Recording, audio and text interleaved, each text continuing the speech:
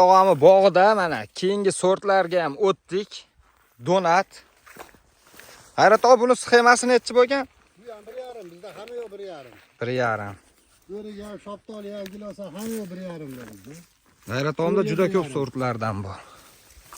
Mana endi maytda bir mazasini ko'ringlar. Ham bitta aka yeb ko'ring. Bahosini o'zingiz bering. Buni qanchalik mazaliligini yeb ko'rsangiz bilasiz. Bismillahirrohmanirrohim. Sini kirishga ojizlik qiladi bunga. O'ta ham shirin shoftoli. Gap yo'qmi? Donat shoftolisi ichi oq bo'ladi. Kelasizlar, ko'chat kerak bo'lsa, o'zi bilan gaplashasizlar. Mana hamma bog'da avvalo birinchi kelib ko'rasizlar. Qaysi meva yo'qsa, shoftollarda necha xil navlar bor G'ayrat aka? Bir 25 xil bor. 25 xil. Bu endi ulgiganimizcha qo'yyapmiz. Qolgan sortlardan juda ko'p.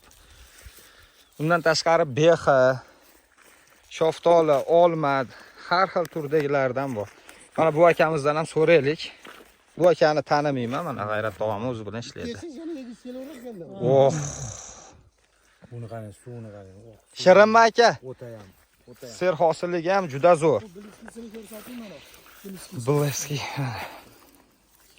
Buni ko'rsatishimizdan maqsad sizlarga ham shunaqa bog'lar qilishlarini tavsiya qilib qolamiz. Manzil Farg'ona Quvada bemalol kelaverasizlar. Ko'chatda G'ayrat tog'am o'zini yer maydonida yetishtiradi. Bittadan laykni bosish esdan chiqmasin. Bu akamizdan yana so'raylik, mana ikkinchisi yo uchinchisini yeyapti. Mazasi qalay aka? O'ta shirin. Haqiqiy donat mana. Mazasi shirinki 2-3 dona yeyapti.